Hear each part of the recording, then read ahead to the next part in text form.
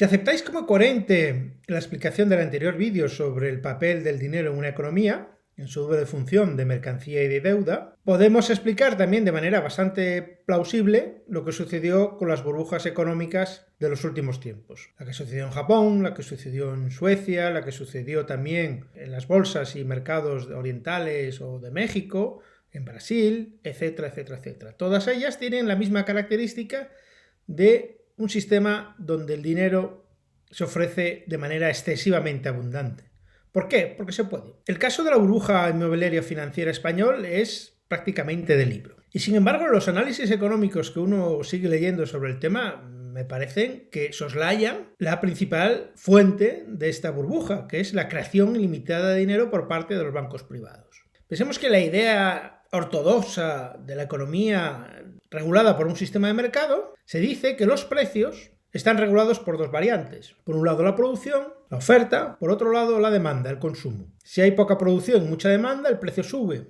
Si hay poca demanda y mucha producción, el precio baja. A la larga hay una flexibilidad entre oferta y demanda que se van ajustando hasta un precio donde la producción y la demanda quedan satisfechas. Pero este análisis tan simple en dos coordenadas es falso. ¿Por qué? Porque se olvida de otra variable fundamental que es la cantidad de dinero que hay en ese sistema, porque la cantidad de dinero influye poderosamente en el precio, pues el precio se mide en dinero. Sucede que en las escuelas y en las facultades de economía se sigue enseñando la idea de que la cantidad de dinero en un sistema está regulada por la emisión de moneda oficial por parte de los estados o de los bancos centrales que se encargan en estos estados. Pero amigos, esto no es así en realidad. El Banco Central y los estados emiten una cantidad de dinero en moneda oficial, imprimen billetes. Anteriormente era una emisión que estaba respaldada por las reservas de oro de cada estado. Hoy ya ni siquiera es así. Pero si habéis visto con atención los documentales que recomendé anteriormente,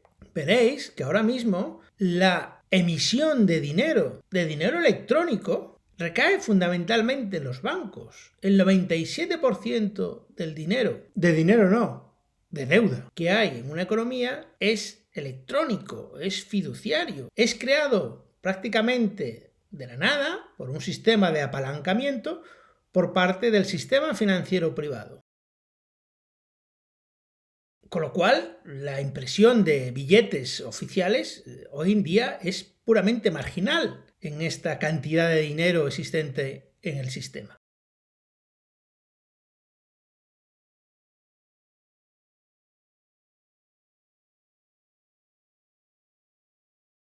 El segundo punto es que generalmente se ha medido el impacto de la emisión de dinero por parte de los bancos centrales mediante la inflación, que es algo que ocurría con frecuencia. Muchas veces la administración no tenía suficientes ingresos para pagar sus gastos y recurría a imprimir dinero que provocaba rápidamente una inflación. Lo que sucede también es que la inflación es medida por un baremo establecido de manera arbitraria que llaman, por ejemplo, en nuestro país el índice de precios al consumo. Este índice es el que mediría la inflación, pero puede ser más o menos discutible si la cesta de productos que hay en él es la adecuada. Se olvida, por ejemplo, de meter en él la vivienda.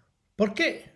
Porque el mercado inmobiliario no se entiende como un consumo, se entiende como una inversión. Este es otro de los grandes problemas que tuvimos. El precio de la vivienda tenía incrementos anuales del 20% o incluso más y nunca se vio reflejada en la inflación oficial, a pesar de la cantidad enorme de dinero que manejaba, que en muchas ocasiones superaba el Producto Interior Bruto en términos monetarios. Una vez más, ojo con los economistas, casi todo es ideología en economía. Y haré una salvedad más que creo que entenderéis. Lo que crea el sistema financiero privado no es exactamente dinero, sino solo una de las caras del dinero. Ellos lo que crean es deuda, nunca mercancía.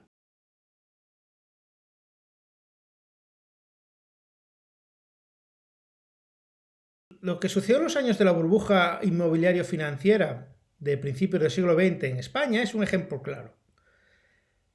Tanto el precio de la vivienda llegó a aumentar como 5 veces, al mismo tiempo que la producción también aumentaba como 5 veces, lo cual no tiene sentido, porque entonces el precio se mantendría estable. Pero tampoco tiene sentido que la producción de viviendas aumente mucho más de lo que son las necesidades normalmente asociadas al crecimiento de la población, ni de la disponibilidad de renta familiar por parte de los consumidores. ¿Qué es lo que sucedió? Lo que sucedió, como ya vimos en el documental que explicaba el caso de Japón, es que el sistema financiero privado se dedicó a insuflar cantidades ilimitadas de dinero.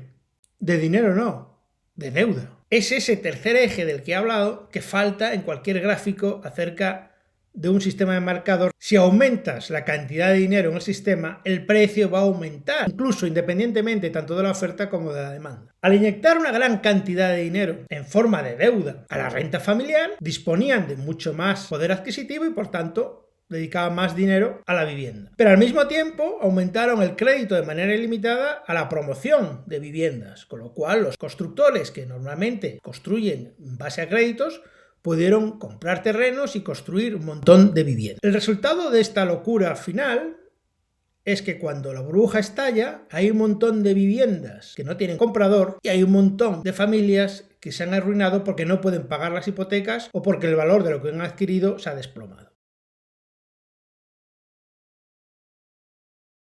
¿Y cómo lograron este milagro de los panes y de los peces? Pues con el arma de destrucción masiva de esta crisis, que fue el aumento de los plazos de amortización hipotecaria. Hasta finales del siglo XX, los bancos concedían muy pocas hipotecas.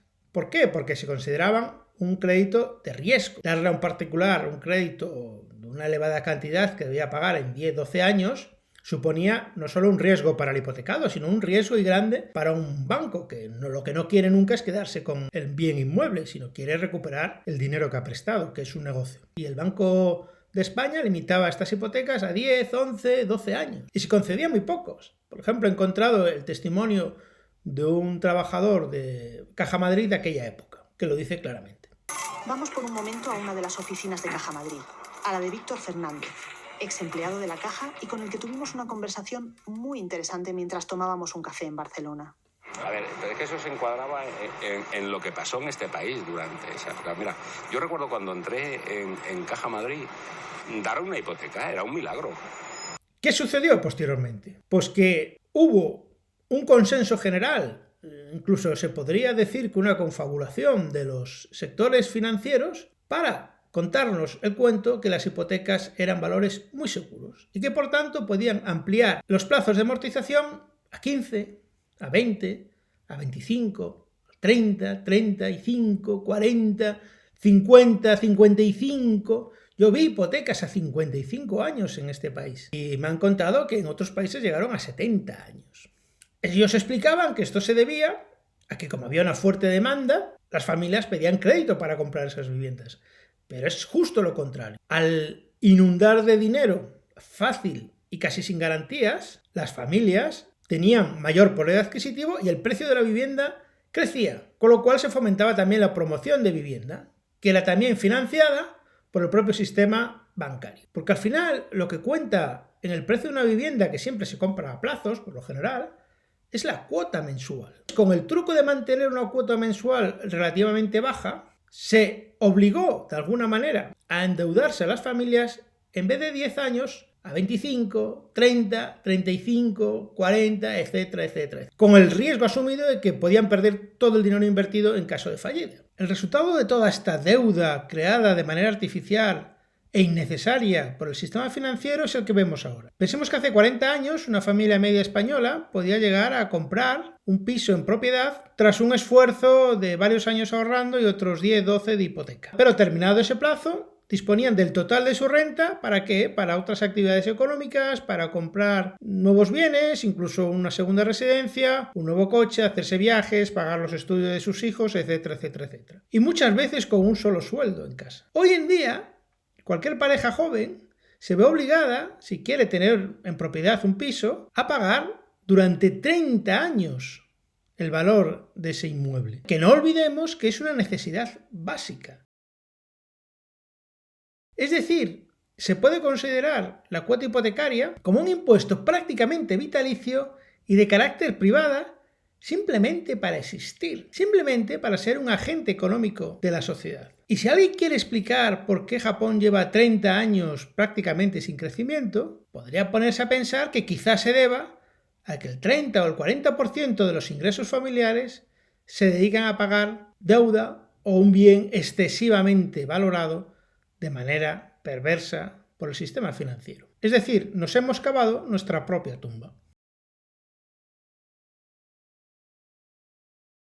Y esta es una de las razones por las que el mercado no es un sistema eficiente para el sector inmobiliario de primera residencia, porque la demanda no es flexible, es obligada. Esto sucede en otros sectores como la sanidad, donde uno no puede elegir ponerse o no ponerse enfermo, o como la educación.